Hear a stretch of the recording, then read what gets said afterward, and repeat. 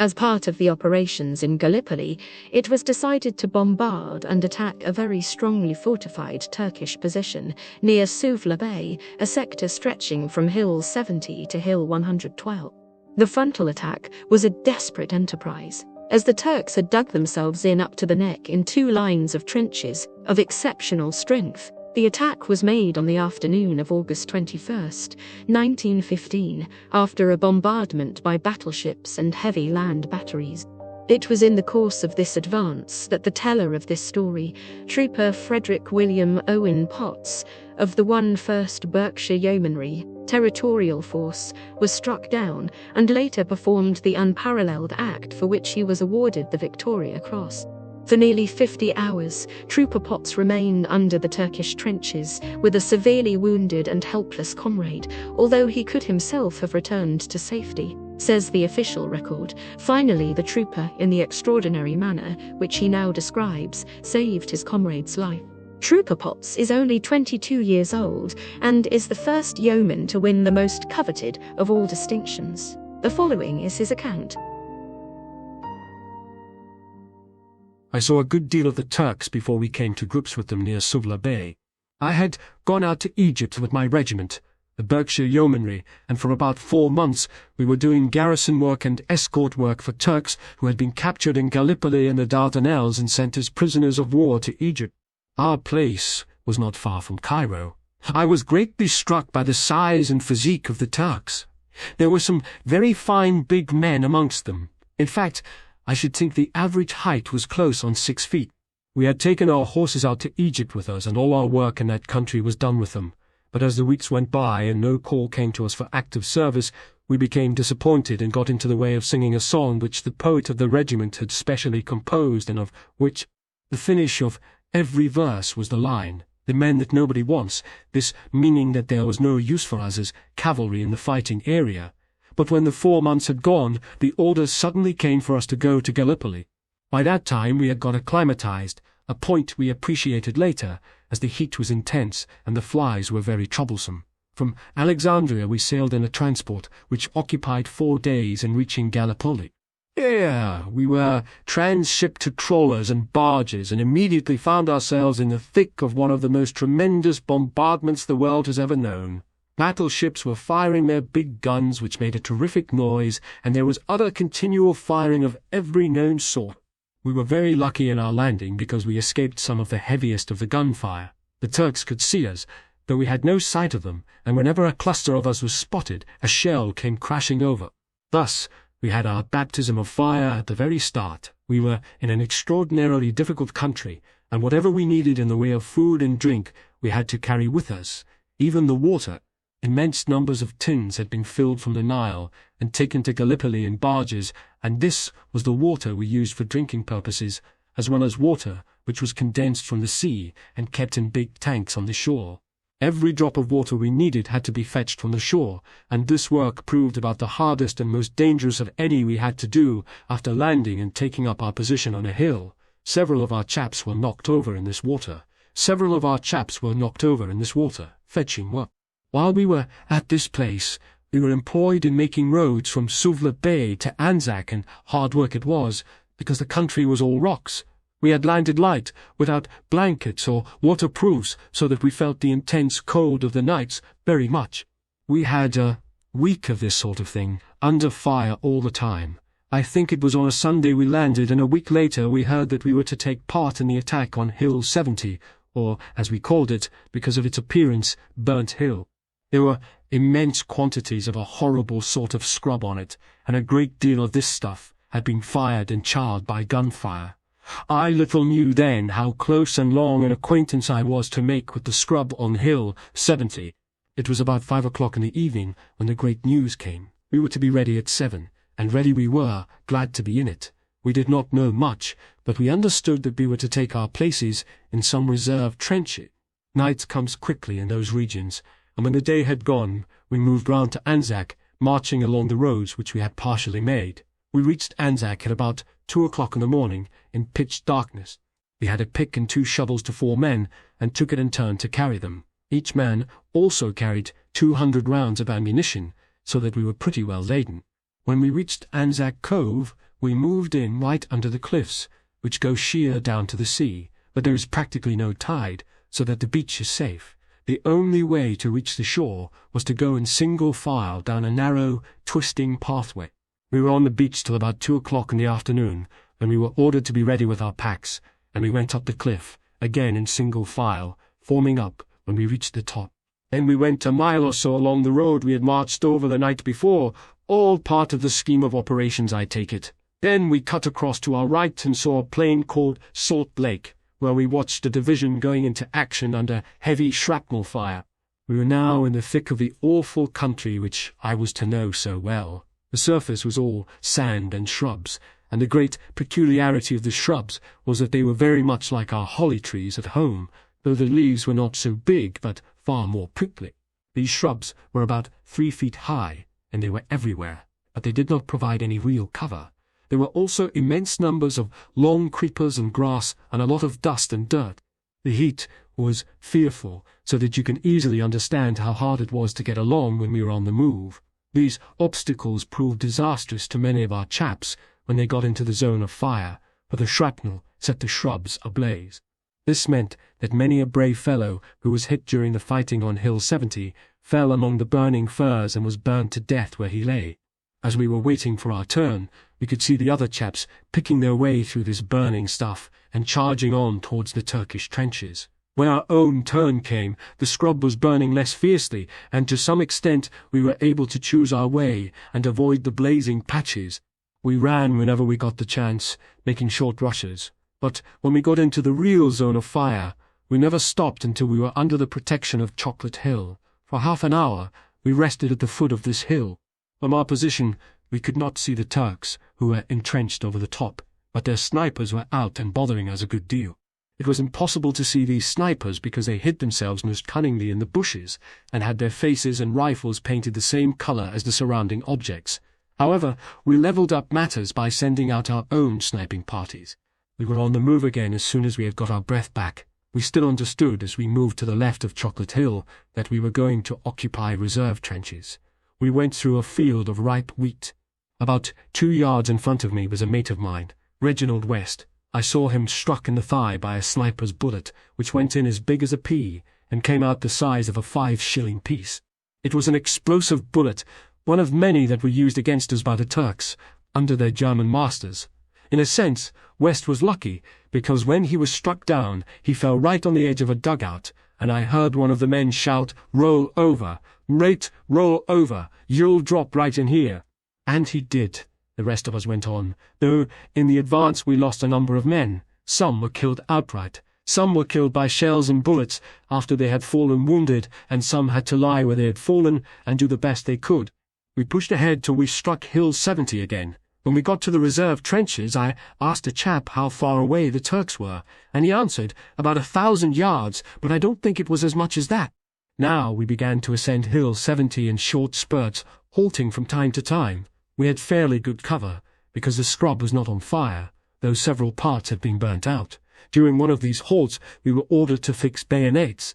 We had found shelter in a bit of a gully and were pretty well mixed up with other regiments, the Borders, Dorsets, and so on. We first got the idea that we were going to charge from an officer near us, but he was knocked out, with a broken arm, I believe, before the charge came off. He was just giving us the wheeze about the coming charge when a bullet struck him. "How did the charge begin?" "Well," an officer shouted, "as far as I can recollect, 'Come on, lads, we'll give 'em beans.' That is not exactly according to drill books and regulations as I know them, but it was enough." It let the boys loose, and they simply leapt forward and went for the Turkish trenches. It was not to be my good fortune to get into them, however. In fact, I did not get very far after the order to charge was given. I had gone perhaps 20 or 30 yards when I was knocked off my feet. I knew I was hit. I had a sort of burning sensation, but whether I was hit in the act of jumping or whether I jumped because I was hit, I do not know. What I do know is that I went up in the air, came down again, and lay where I fell. I knew that I had been shot at the top of the left thigh, the bullets going clean through and just missing the artery in the groin by 1/8 of an inch, as the doctor told me later. Utterly helpless, I lay there for about 3/4 of an hour while the boys rushed round me and scattered in the charge. This happened about 1/4 of a mile from the top of the hill. I propped myself up on my arm and watched the boys charging. I heard later, from a man who was with me in hospital at Malta, he had been struck deaf and dumb for the time being, amongst other things, that the boys got into the Turkish third trench and that the Turks bolted. He told me that when they reached this third trench there were only 17 Berkshire boys left to hold it. The enemy seemed to get wind of this. Then it looked as if all the Turkish army was going for the 17, and they had no alternative but to clear out. After the charge, I saw this handful come back down the hill, quite close to where I was lying. I had fallen in a sort of little thicket, a cluster of the awful scrub, which was like holly, but much worse. I was thankful for it, however, because it gave me a bit of shelter and hid me from view. I had been lying there about half an hour when I heard a noise near me and saw that a poor, wounded chap, a trooper of the Berkshires, was crawling towards me. I recognized him as a fellow townsman. "Is that you, Andrews?" I asked. He simply answered yes. That was all he could get out. "I'm jolly pleased you've come," I said, and Andrews crawled as close as he could get, and Andrews crawled as close as he could get, and we lay there perfectly still for about 10 minutes. Andrews had been shot through the groin, a very dangerous wound, and he was suffering terribly and losing a great deal of blood. We had been together for a few minutes when another trooper, the stranger to me, crawled up to our hiding place. He had a wound in the leg. We were so cramped for space under the thicket that Andrews had to shift as best he could to make room for the newcomer. That simple act of mercy saved his life, for the stranger had not been with us more than 10 minutes when a bullet went through both his legs and mortally wounded him. He kept on crying for water, but we had not a drop amongst the three of us, and could not do anything to quench his awful thirst. That fearful afternoon passed slowly, with its grizzling heat and constant fighting, and the night came quickly. The night hours brought us neither comfort nor security, for a full moon shone, making the countryside as light as day. The cold was intense. The stranger was practically unconscious and kept moving about, which made our position worse, because every time he moved the Turks banged at us. I was lying absolutely as flat as I could, with my face buried in the dirt, for the bullets were peppering the ground all around us, and one of them actually grazed my left ear. You can see the scar it has made just over the top. This wound covered my face with blood. Was I scared or frightened? I can honestly say that I was not. I had got beyond that stage, and almost as a matter of course I calmly noted the details of everything that happened. Throughout the whole of that unspeakable night, this poor Bucks Hussar chap hung on. He kept muttering, "Water, water!" But we could not give him any. When the end came he simply lay down and died right away, and his dead body stayed with us, for we could neither get away nor move him. During the whole of the next day we lay in our hiding place, suffering indescribably. The sun, thirst, hunger, and our wounds all added to our pain. In our desperation we picked bits off the stalks of the shrubs and tried to suck them, but we got no relief in that way. The whole of the day went somehow, with such slowness that it seemed as if it would never end. It was impossible to sleep. Fighting was going on all the time, and the noise was terrific. We could not see anything of our boys, and we knew that it was impossible for any stretcher bearers to get through to us, because we were a long way up the hill and no stretcher bearers could venture out under such a terrible fire. Night came again at last, and Andrews and myself decided to shift, if it was humanly possible to do so, because it was certain death from thirst and hunger to remain where we were, even if we escaped from bullets. So I began to move away by crawling, and Andrews followed as best he could. I would crawl a little way and wait till Andrews, poor fellow, could crawl up to me again. We wriggled like snakes, absolutely flat on the ground, and with our faces buried in the stifling dirt. We managed to wriggle about 300 yards that night, as near as I can judge. Starting at about 6:15, as soon as the day was done, it was about 3 in the morning when we decided to rest, so that if we had really done 300 yards, we had crawled at the rate of only 33 yards an hour.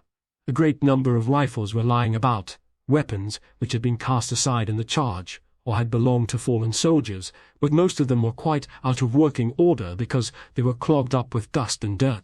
I tried many of them, and at last found one that seemed to be in good working order, and to my joy I came across about 50 rounds of ammunition. Another serviceable rifle was found, so that Andrews and myself were filled with a new hope. "We'll die like Britons at any rate," said Andrews. "We'll give a good account of ourselves before we go," and I agreed with him.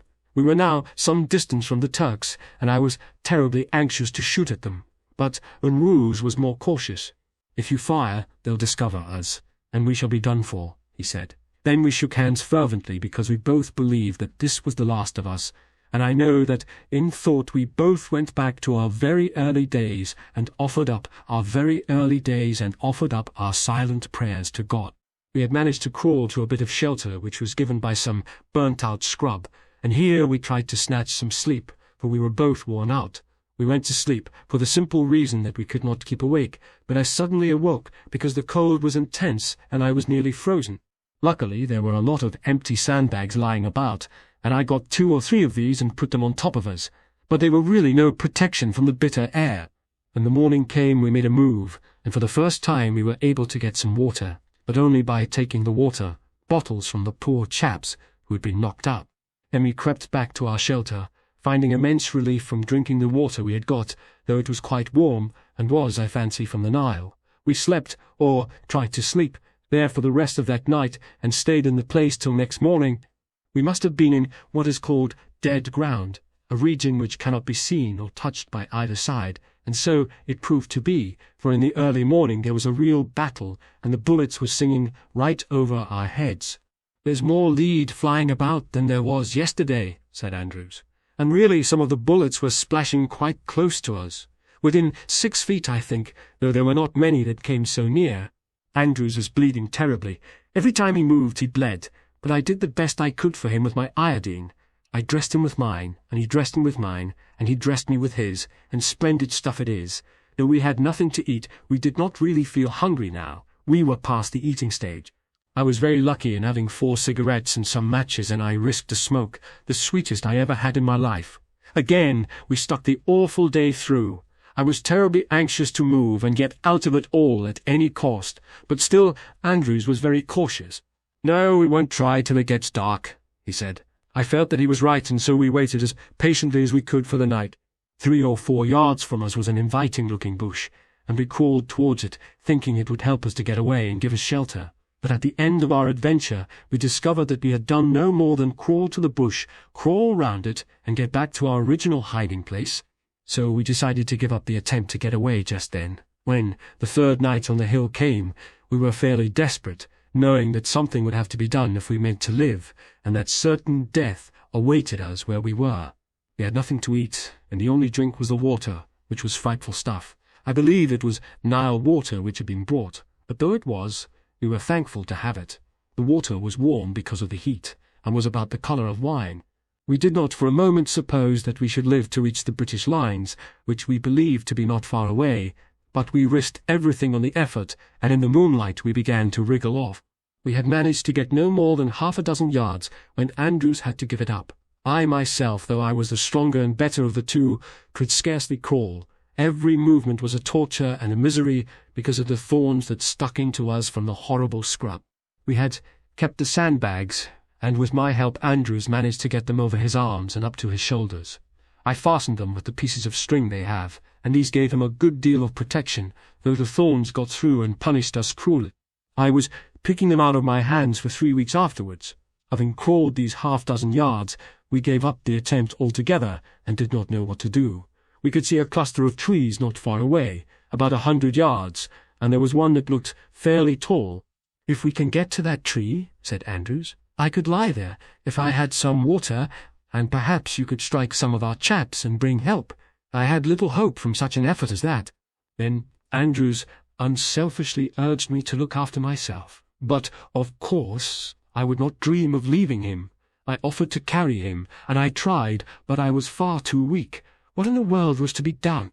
How were we to get out of this deadly place? There seemed no earthly hope of escape, when, literally like an inspiration, we thought we saw a way out. Just near us was an ordinary entrenching shovel, which had been dropped, or had belonged to some poor chap who had fallen. I can't say which, but there it was. I crawled up and got hold of it, and before we quite knew what was happening, Andrews was resting on it, and I was doing my best to drag him out of danger. I cannot say whose idea this was, but it is quite likely that Andrews thought of it first. He sat on the shovel as best he could. He was not fastened to it, with his legs crossed, the wounded leg over the sound one, and he put his hands back and clasped my wrists as I sat on the ground behind and hauled away at the handle. Several times he came off, or the shovel fetched away, and I soon saw that it would be impossible to get him away in this fashion. When we began to move, the Turks opened fire on us, but I hardly cared now about the risk of being shot, and for the first time since I had been wounded, I stood up and dragged desperately at the shovel, with Andrews on it. I managed to get over 6 yards, then I was forced to lie down and rest. Andrews needed a rest, just as badly as I did, for he was utterly shaken and suffered greatly. We started again at about 6:15 as soon as the night came, and for more than 3 mortal hours we made this strange journey down the hillside, and at last, with real thankfulness, we reached the bottom and came to a bit of a wood. Sweet beyond expression, it was to feel that I could walk upright, and that I was near the British lines. This knowledge came to me suddenly when there rang through the night the command, "Halt!" I obeyed. Glorious it was to hear that challenge in my native tongue, after what we had gone through. And this good English sentry said, "Come up and be recognized." Not quite according to the regulation challenge, but good enough, and he had seen us quite clearly in the moonshine. Up I went, and found myself face to face with the sentry, whose rifle was presented ready for use and whose bayonet gleamed in the cold light. "What are you doing?" said the sentry. "Are you burying the dead?" I saw that he was sentry over a trench, and I went to the top of it and leaned over the parapet and said, "Can you give me a hand?" "What's up?" said the sentry, who did not seem to realize what had actually happened. "And how could he in such a strange affair?" "I've got a chap out here wounded," I told him, "and I've dragged him down the hill on a shovel." The sentry seemed to understand like a flash. He walked up to the trench, and when I had made myself clear, 3 or 4 chaps bustled round and got a blanket, and I led them to the spot where I had left Andrews lying on the ground. We lifted him off the shovel, put him on the blanket, and carried him to the trench. These men were, I think, Inniskilling Fusiliers, and they did everything for us that human kindness could suggest.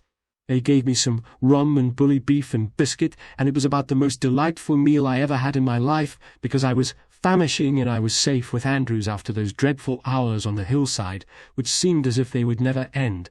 When we had rested and pulled round a bit, we were put on stretchers and carried to the nearest dressing station. Afterwards, we were sent to Malta, where Andrews is, I believe, still in hospital. The granting of the Victoria Cross for what I had done came as a complete surprise to me, because it never struck me that I had done more than any other British soldier would have done for a comrade. I never lost heart during the time I was lying on Hill 70. All the old things came clearly up in my mind, and many an old prayer was uttered, Andrews joining in. We never lost hope that some way out of our peril would be found, and it seemed as if our prayers had been answered by giving us this inspiration of the